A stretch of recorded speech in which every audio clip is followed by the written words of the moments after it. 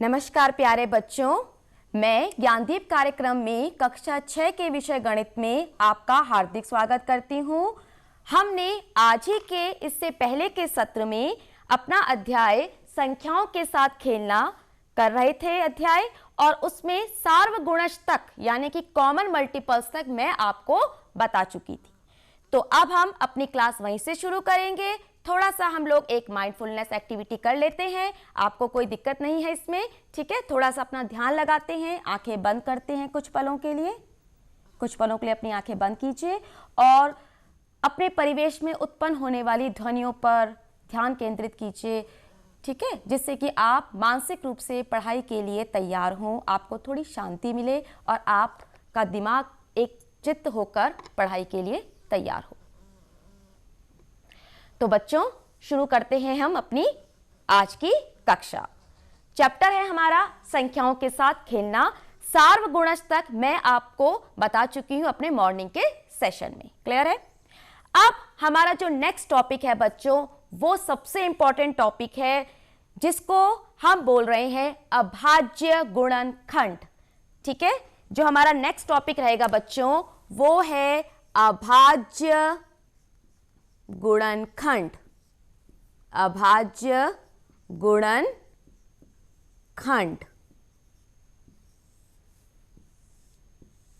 जिसको हम बोलते हैं प्राइम फैक्टर्स, ठीक है।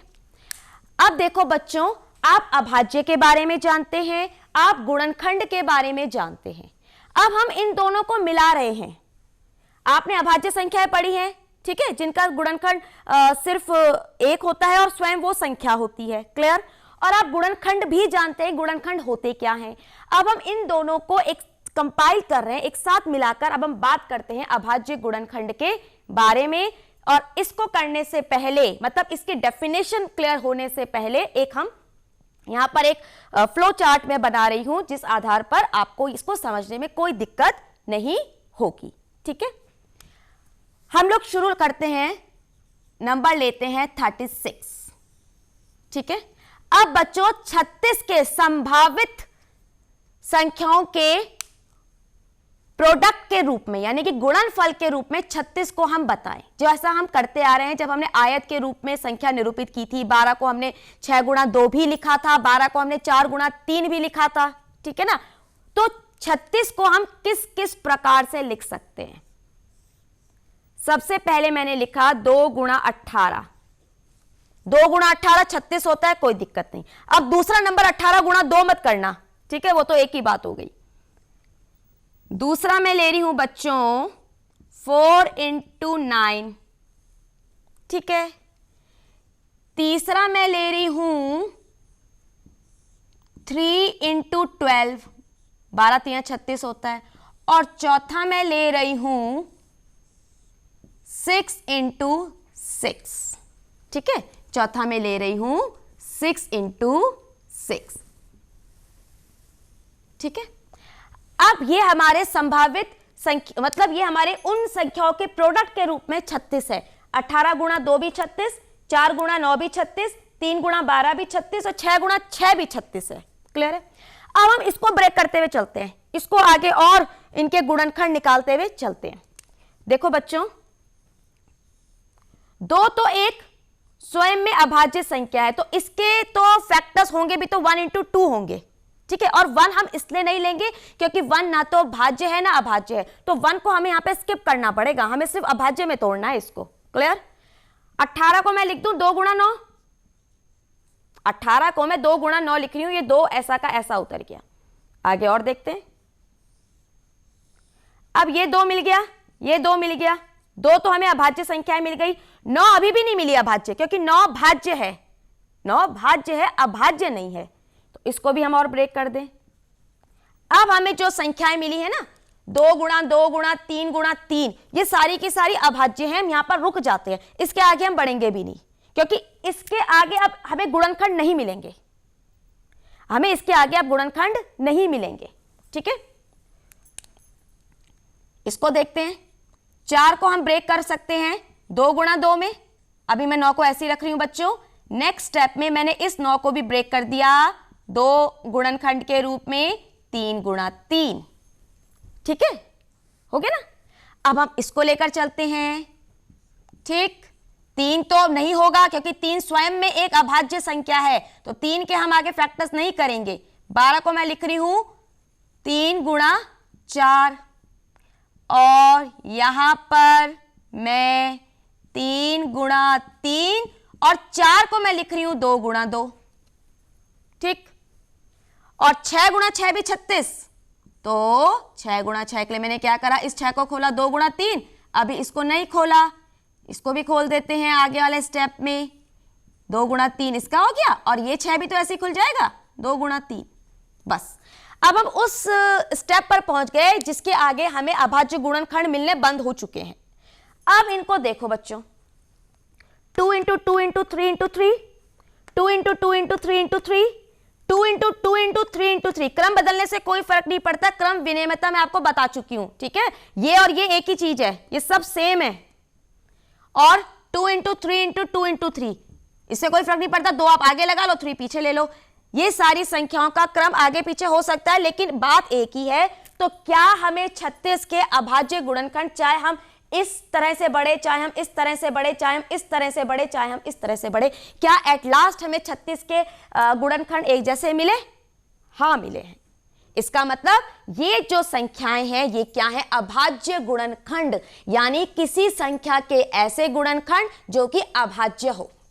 गुणनखंड ये भी है, गुणनखंड ये भी है, गुणनखंड ये भी है, लेकिन ये अभाज्य गुणनखंड नहीं है बच्चों, क्योंकि 12 अभाज्य नहीं है, 9 अभाज्य नहीं है, 18 अभाज्य नहीं है, और 6 भी अभाज्य नहीं है। तो अभाज्य का मतलब होता है जो संख्या अपने अलावा जिस संख्या का गुणनखंड जो है वो सिर्फ एक होता है और एक वह स्वयं संख्या होती है, यानी कि वो संख्या किसी और संख्या के गुणज के रूप में कभी नहीं आती। ठीक है, जैसे 18 है तो 18 तो 2 के टेबल में भी आता है, 3 के टेबल में भी आता है, 6 के टेबल में भी आता है, तो ये तो भाज्य होगा। ऐसी 9 का केस है, वो भी भाज्य है, 4 भी भाज्य है। ठीक है, लेकिन हमने जब इनको हम तोड़ते हुए चले तो लास्ट पे हमें सब सेम मिल गया। तो हम ये कह सकते हैं किसी संख्या के गुणनखंड जो अभाज्य हो उनको अभाज्य गुणनखंड कहा जाता है। किसी भी संख्या के ऐसे गुणनखंड, किसी भी संख्या के ऐसे गुणनखंड जो अभाज्य हो क्या कहलाते हैं? अभाज्य गुणनखंड कहलाते हैं। अभाज्य गुणनखंड कहलाते हैं।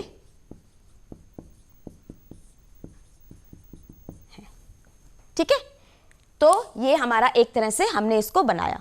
अब हम कुछ और जो आपकी बुक में दे रखी है एक्सरसाइज उसको करने की कोशिश करते हैं। एक गुणनखंड वृक्ष बनाते हैं, यानी कि एक फैक्टर ट्री बनाने की कोशिश करते हैं। ठीक है, ये एक मजेदार एक्सरसाइज रहेगी बच्चों आपके लिए। फैक्टर ट्री बोलते हैं, गुणनखंड वृक्ष, उसको हम बनाते हैं। ठीक है, गुणनखंड वृक्ष ट्री। ठीक, संख्या ले ली मैंने 90। 90 को मैंने 10 और 9 में ले लिया। सही किया ना मैंने? 10 गुणा 9 तो 90 होता है। अब हम इसको खोलते हुए चलेंगे। 10, अगर आपको समझ नहीं आ रहा तो बीच में क्रॉस लगा दो। क्रॉस मतलब गुणा, ये गुणा है। 10 गुणा 9 90। अब 10 को भी हम आगे ब्रेक कर सकते हैं। 10 किस किस की गुणा होती है? 2 गुणा 5। ठीक है, ये गुणा तो आ ही रहा है। और 9 को भी ब्रेक कर सकते हैं। 3 गुणा 3, 2 मिला, 5 मिला, 3 मिले। अब बताओ इनमें से कोई ऐसी संख्या मिली जो भाज्य हो? नहीं, ये सारी की सारी संख्या अभाज्य है। हमारा काम खत्म हो गया, हमें 90 के अभाज्य गुणनखंड मिल गए। 2 गुणा 5, सॉरी हम असेंडिंग ऑर्डर में बढ़ते हुए चलेंगे। अभाज्य गुणनखंड मिल गए 2 गुणा 3 गुणा 3 गुणा 5। 2 तियां 6, 6 तियां 18, 18 पंजे 90। 90 गुणनखंड का मतलब वही तो होता है, जिनको हम गुणा करते हुए चलेंगे तो वो हमें संख्या प्राप्त हो जाएगी। ठीक है। अब देखो बच्चों, ऐसे ही गुणनखंड वृक्ष जो है आप 60 के भी बना सकते हो, कोई दिक्कत नहीं है उसमें, ठीक है। आप 60 के बना दो, इसमें ये देखो 60 का बना दो। यहां पर मैंने 9 लिखा, 10 गुणा 6 हो गया, ये तो ऐसे ही रहेगा, ये हो जाएगा 2 गुणा 3, ठीक है। अब यहां पे 2 बार है, देखो बात तो वही है। 10 6 जा 60, इसको हमने ब्रेक किया, 2 2 जा 4, 3 जा 12, 5 जा 60। आप कोई भी गुणनखंड वृक्ष से आप किसी भी संख्या के अभाज्य गुणनखंड ज्ञात कर सकते हो। क्लियर? अब बच्चों ये तो थोड़ा सा है तो बहुत इंटरेस्टिंग और अच्छा है, क्रिएटिव मेथड लगता है, लेकिन एक आपकी बुक में जो मेथड है अभाज्य गुणनखंड निकालने का बच्चों, वो थोड़ा सा अलग है, ठीक है। उसको देख लेते हैं। जैसे 980 के अभाज्य गुणनखंड निकालो, 980 के अभाज्य गुणनखंड ज्ञात करो, 980 के अभाज्य गुणनखंड ज्ञात करो, ठीक है। तो इस तरह से आपको लिखना है, ओके।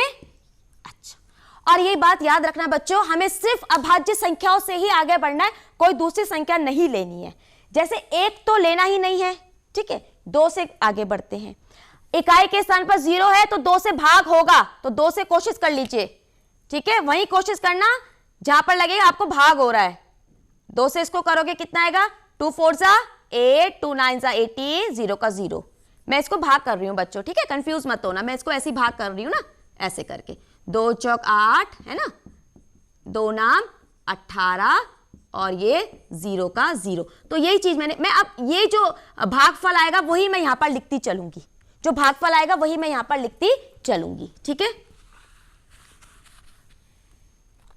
इस तरह से आप फिर से देखो, 490 में भी इकाई के स्थान पर 0 है, फिर इसको 2 से करने की कोशिश करो। 2 दूनी 4, 2 चौक 8, 2 पंजे 10। अब देखो बच्चों, अभी आगे 245, इकाई के स्थान पर है 5, तो 2 से तो नहीं जाएगा, 2 से करने की कोशिश भी मत करना।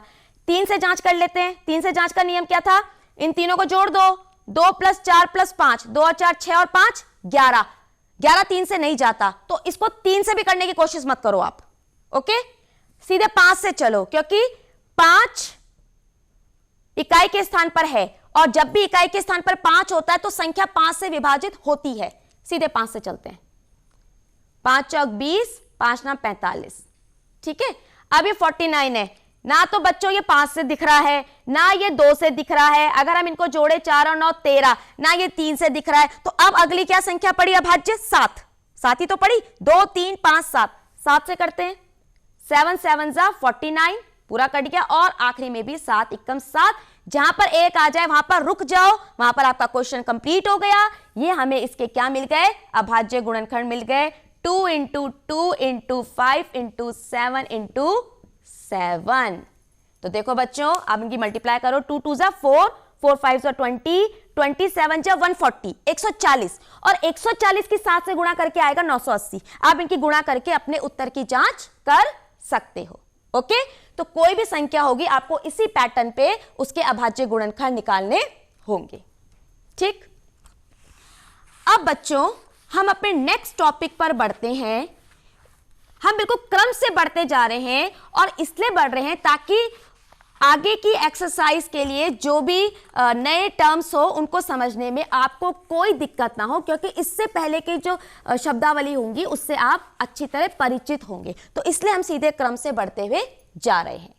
तो अब हमारा जो नेक्स्ट टॉपिक रहेगा वो है महत्तम समापवर्तक। महत्तम समापवर्तक,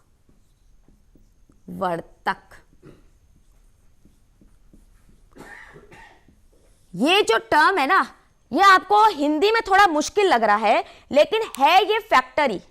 अगर हम इनकी बात करें, HCF, इसको इंग्लिश में बोलते हैं हाईएस्ट कॉमन फैक्टर, और फैक्टर क्या है, गुणनखंड। तो इसमें कंफ्यूज मत होना कि ये नई चीज क्या आ गई, ये आपके गुणनखंड है, ठीक है।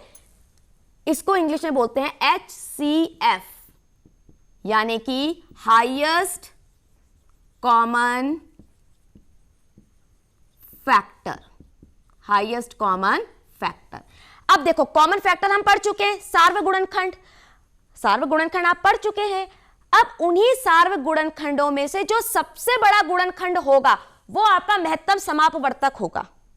सार्व गुणनखंडों में से जो सबसे बड़ा फैक्टर होगा वो क्या होगा? महत्तम समापवर्तक होगा। ठीक है, सबसे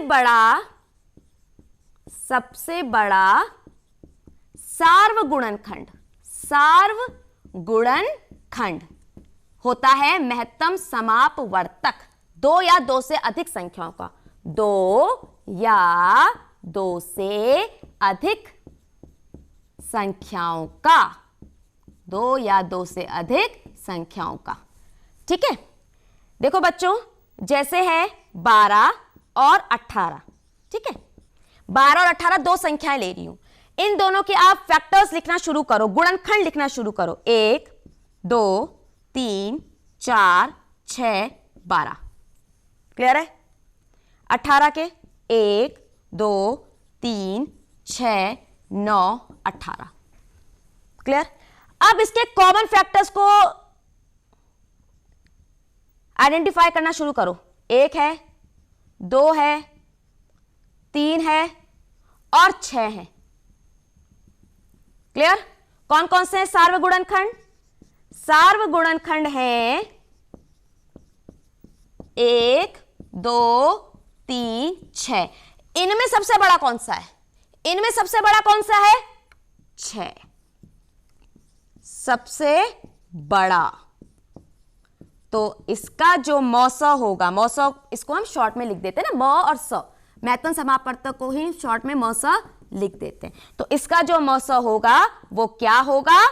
6 होगा। फैक्टर्स तो कॉमन बहुत सारे हैं, लेकिन कौन सा हाईएस्ट, सबसे बड़ा फैक्टर लेना है। क्लियर? तो इसका क्या हो जाएगा?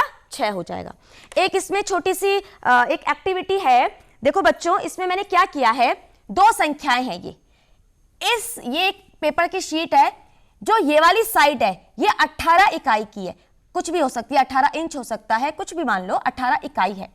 और जो इसकी ये वाली साइड है ये 24 इकाई की है।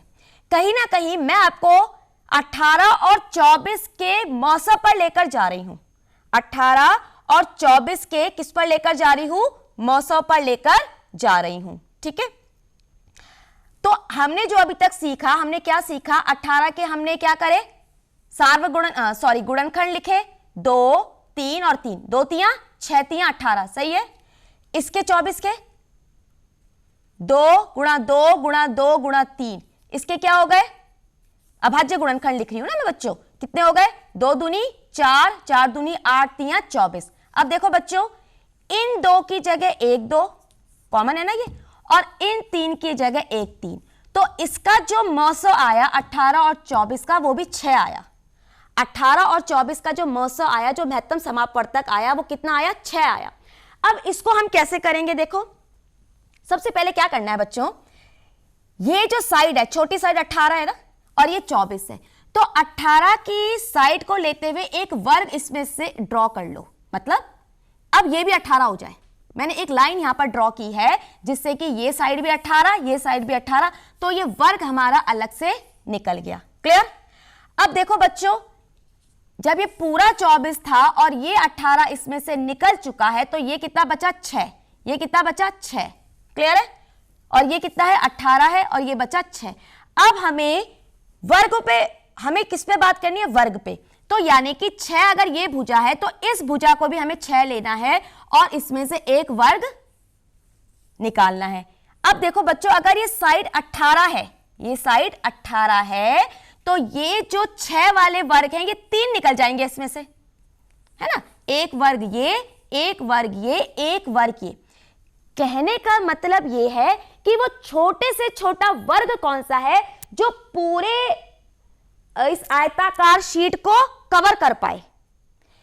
छोटे से छोटा वो वर्ग कौन सा है जो कि इस, छोटे से छोटा नहीं, बड़े से बड़ा, बड़े से बड़ा वो वर्ग कौन सा है जो कि इस पूरी शीट को कवर कर पाए। ठीक है, अगर मैं 12 मानती, मान लो क्या मानती? 12, तो 12 का वर्ग जो होता वो इसको पूरी तरह से कवर नहीं कर पाता, उसमें से कुछ बाहर निकल जाता या वो बच जाता। ठीक है, लेकिन एक जो 6 संख्या है, 6 संख्या जो है, 6 के जो वर्ग है, वो इस पूरी शीट को, यानी कि 24 के मायने में भी और 18 के मायने में भी, इस पूरी शीट को कवर कर सकता है। जैसे मैंने ये एक 6 इकाई का एक वर्ग बनाया है, इसकी सारी साइड 6 हैं, तो देखो बच्चों ये इस तरह से यहां पर है। अब ये देखो बच्चों, ये पूरे उसको कवर कर सकता है, ठीक है। पूरा कवर करने का मतलब है बाहर नहीं जाना चाहिए और ना कुछ ऐसा बचना चाहिए, बिल्कुल कवर होना चाहिए। इसका मतलब ये एक ऐसा बड़े से बड़ा पीस है, बड़े से बड़ा ये वर्ग है जो कि 18 और 24 दोनों को ही कवर कर सकता है। तो ये है महत्तम समापवर्तक, ठीक। इसको कुछ इस तरह से समझो कि मान लो आपको 2 बर्तन दिए हैं, एक में 24 लीटर आपको मिल्क भरना है और एक में 18 लीटर आपको मिल्क भरना है। एक में 24 लीटर भरना है, एक में 18 लीटर भरना है, और आपके पास कोई प्रॉपर ऐसा बर्तन नहीं है। अगर आपके पास 18 लीटर का बर्तन है बच्चों, तो 24 लीटर का नहीं भर पाओगे आप उससे ना, आप तुक्का ही लगा सकते हो, बस एग्जैक्ट तो माप नहीं आ पाएगी। और अगर आप पे 24 लीटर का है तो 24 से 18 भी आप तुक्का लगा के ही करोगे। कहने का मतलब है एक ऐसा बर्तन आपके पास हो जिससे आप 24 लीटर का बर्तन भी अच्छी तरह भर पाओ और 18 लीटर मिल्क वाला बर्तन भी भर पाओ, तो वो होगा 6 लीटर। वो क्या होगा? 6 लीटर। 3 बार डालोगे 18 लीटर का बर्तन भरेगा, 4 बार डालोगे 24 लीटर का बर्तन भर जाएगा। तो ये समझ आई आपको बात? कॉमन का मतलब होता है सबसे बड़ा जो सार्व हो, जो दोनों में आए और दोनों का जो कॉमन फैक्टर हो और सबसे बड़ा हो, उसको हम बोलेंगे हाईएस्ट कॉमन फैक्टर या मस। क्लियर? इसके बाद हम लोग अपनी नेक्स्ट टॉपिक पे चलेंगे, जो कि हमारी इस एक्सरसाइज का बच्चों इस चैप्टर का हमारा लास्ट टॉपिक रहेगा, जिसको बोलते हैं लस या लघुत्तम समापवर्त्य। लघुत्तम समापवर्त्य, ठीक है, लघुत्तम समापवर्त्य, और इसको शॉर्ट फॉर्म में हम लॉसॉ लिख लेते हैं, समापवर्त्य, लघुत्तम समापवर्त्य। ये वर्तक नहीं है, ये वर्त्य है, ठीक है। लघुत्तम वो महत्तम था, ये लघुत्तम है, और इसको हम लिखेंगे ल स। क्लियर? अब बात समझो, वो था फैक्टर, ये है मल्टीपल, वो था गुणनखंड, ये है गुणज, ये है ये है least common multiple, least common multiple, या इसको बोलते हैं LCM, ठीक है। अब देखो बच्चों, समझ आ रहा होगा आपको, ये मल्टीपल की बात कर रहे हैं हम, गुणज की बात कर रहे हैं, वो हम फैक्टर की बात करते हैं। क्लियर? इसको ऐसे समझो, जैसे मेरे पास ये 2 पेपर की स्ट्रिप्स है। क्लियर? ये है आपका 6 इकाई। 6 इकाई को मैं इसलिए ले रही हूं, ये 6 कुछ भी हो सकता है, इकाई मतलब सेंटीमीटर, इंच, हमें मात्रक से मतलब नहीं है, हमें उसकी संख्या से मतलब है सिर्फ। और ये है 4, ठीक।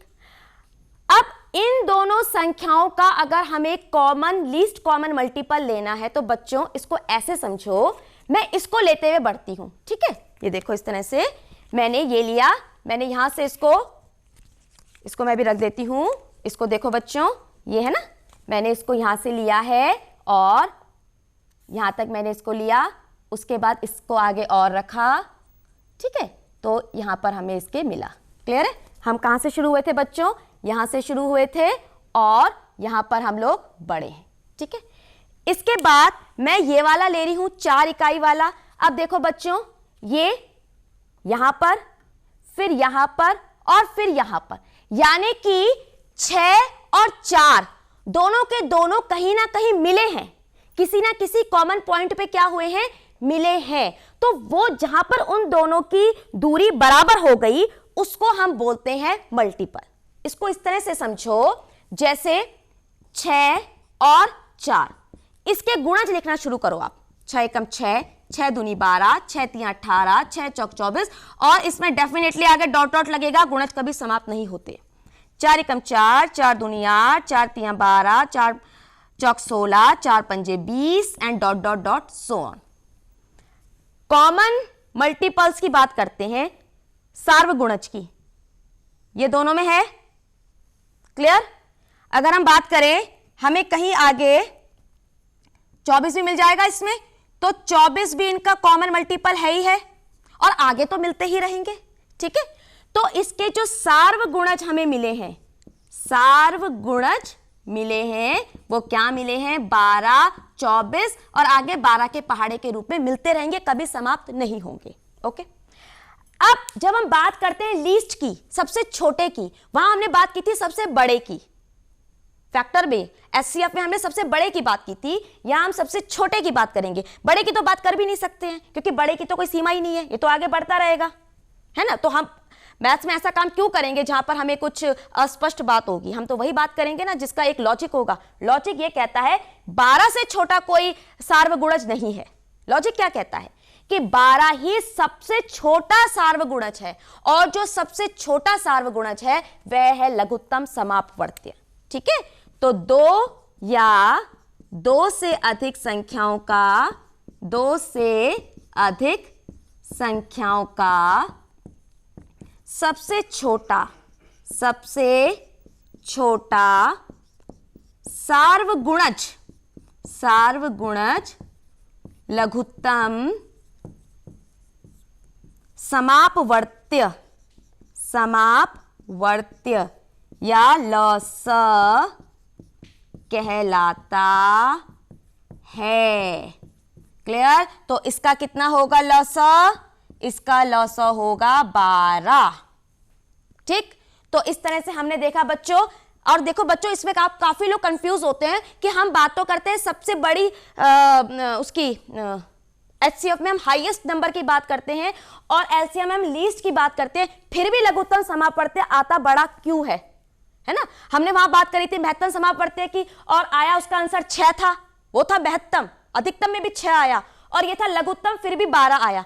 तो बच्चों इसका मेन रीजन ये है, यहां हम बात कर रहे हैं मल्टीपल्स की, गुणज की, और वहां हम बात कर रहे हैं फैक्टर की। तो फैक्टर तो डेफिनेटली संख्या से छोटा ही होगा या संख्या के बराबर होगा, गुणज संख्या के बराबर या संख्या से बड़ा होगा। तो भले ये लीस्ट की बात कर रहे हैं, लेकिन हमेशा लॉस जो होता है वो बड़ा ही आएगा। क्लियर। और जो मौसा की बात होगी वो संख्या से 2 या 2 से अधिक संख्याओं से क्या आएगा, छोटा आएगा या उनके बराबर आ सकता है, ठीक है। तो बच्चों हमने ये एक्सरसाइज अपनी करी है, और ये जो चैप्टर है ये यहीं पर फिनिश होता है। अपनी अगली कक्षा में मैं नेक्स्ट चैप्टर आपका शुरू करूंगी, तो इसकी जितनी भी एक्सरसाइज है आप उसको कीजिएगा अपनी कॉपी में। बहुत इंटरेस्टिंग है, बहुत ईजी है, हाँ थोड़ा ज़्यादा जरूर है, क्योंकि इसमें आपने बहुत सारी नई चीज़ें सीखी हैं। कोई दिक्कत नहीं, हो जाएगा आराम से। और बच्चों, जो हमारे पास ऐसे बच्चे हैं जो कि किसी कारणवश हमारे टीवी का प्रोग्राम नहीं देख पाते हैं, उनसे मेरी पुनः बार बार ये अपील है कि आप YouTube, जो डीडी उत्तराखंड का YouTube चैनल है, उस पर जाकर अपने लेक्चर्स जरूर देखें, क्योंकि कोविड-19 का जो ये दौर चल रहा है महामारी का, उस दौर में भी आपको अपनी पढ़ाई से वंचित नहीं होना है, आपको अपनी पढ़ाई कंटिन्यू रखनी है। और मैं ये उम्मीद करती हूँ कि आप बहुत अच्छा पढ़ रहे हैं। इन्हीं शब्दों के साथ बच्चों मैं विदा लेती हूँ, मिलते हैं अगली कक्षा में, तब तक के लिए धन्यवाद, नमस्कार।